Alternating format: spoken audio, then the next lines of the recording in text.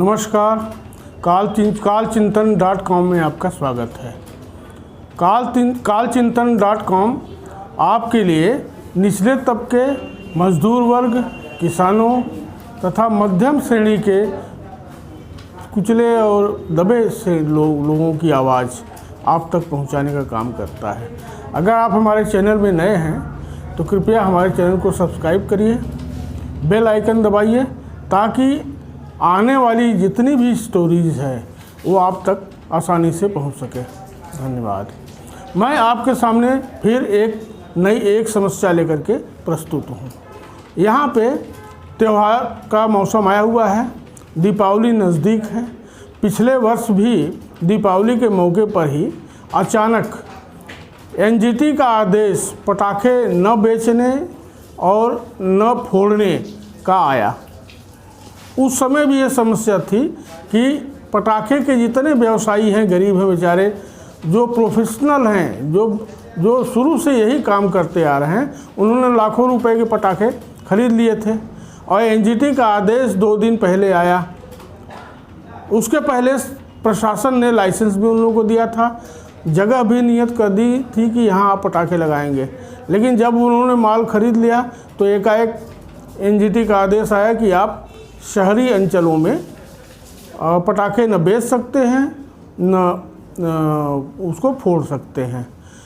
वही बात इस वर्ष भी आई कि दीपावली एकदम 1-2 दिन बाद आने वाली है और जस्ट 2 दिन पहले एनजीटी का भी आदेश आया और सुप्रीम कोर्ट ने भी गाइडलाइन दी कि नगर निगम एरिया में, नगरीय निकाय एरिया में पटाखे न तो बिकेंगे और न बेचे जाएंगे, न फोड़े जाएंगे।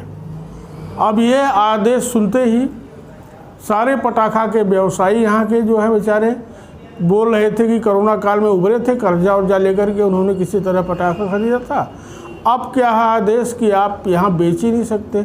अब जाइए गांव में, यहाँ से 10-20 किलोमीटर दूर गांव के इलाकों में आप पटाखे बेचिए, वो भी ग्रीन पटाखे बेचिए। तो बाकी पटाखे जो उन्होंने खरीद लिए हैं उसका क्या होगा? बड़ी समस्या है उन लोगों के सामने। मज़े की बात यह है कि एनजीटी के आदेश का पालन पटाखे और गरीब व्यवसायियों के लिए बड़ा सख्ती से लागू होता है। अब की बार सुनने में आ रहा है कि अगर पटाखा बेचते हुए देखा जाएगा या फोड़ते हुए देखा जाएगा तो जुर्माना भी लगाया जाएगा। हाँ, लाखों रुपए का जुर्माना भी हो सकता है और जो पुलिसिया कार्रवाई की जाएगी वो अलग है। अब सबसे हैरान अंगेज ये है कि एनजीटी ने आदेश दिया कि यहाँ पोल्यूशन न हो, वातावरण प्रदूषित न हो, इसके लिए रोड से कोयले का परिवहन न किया जाए। सख्त आदेश है।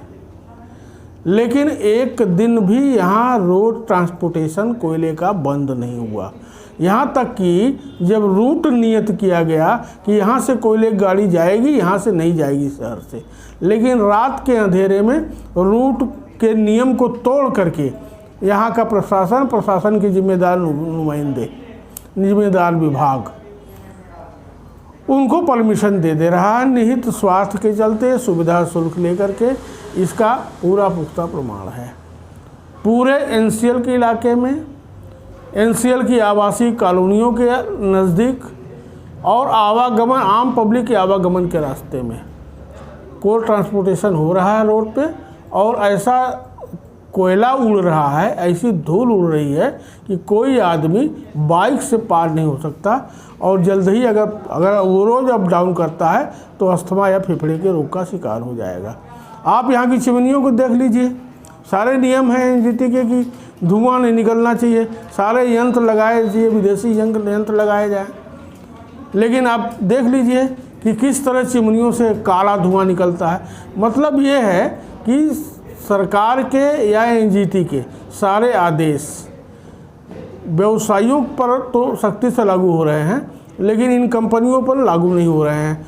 चाहे नेशनल थर्मल पावर स्टेशन हो, चाहे नॉर्दर्न कोलफील्ड की बात हो, यहाँ पे सरकार के नियम लागू नहीं हो रहे हैं।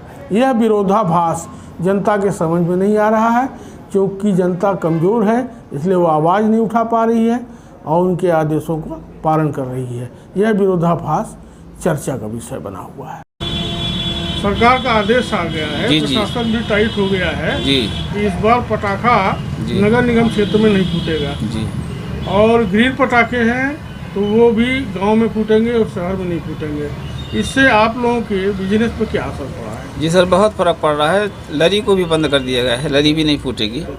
ऊपर की रॉकेटें को रोक लगा दी गई है, तमाम ऊपर के आइटम पे रोक लगा दिया गया है। इसके बाद पटाखे में जो है फुलझड़ी या चकरी के अलावा कुछ बचता नहीं है। सब तमाम आइटम जो है हम लोग तमाम पूंजी लगा के रखे हैं। काफ़ी हमारा व्यापार प्रभावित हो रहा है। एक तो कोरोना के कारण हम लोग बहुत परेशान हो गए।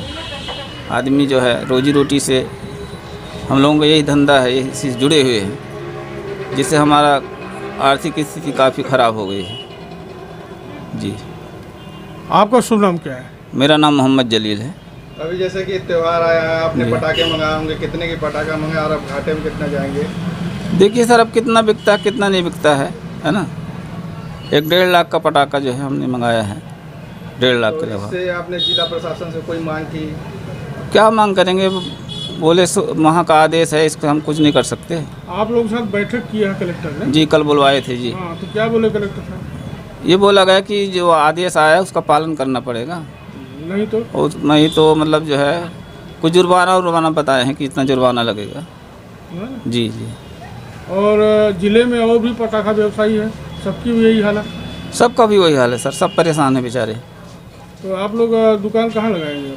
जी, हम लोगों की टूसा में सर परमिशन लिया है। शासन टूसा? जी जी, वहीं पे लगाएंगे? जी जी। तो बाकी पटाखे भी तो नहीं लगाएंगे? बाकी पटाखे लगाएंगे, सारे पटाखे लगाएंगे? अब जिस चीज़ पे बैन किया गया उसको नहीं बेचेंगे। पूरा हो गया?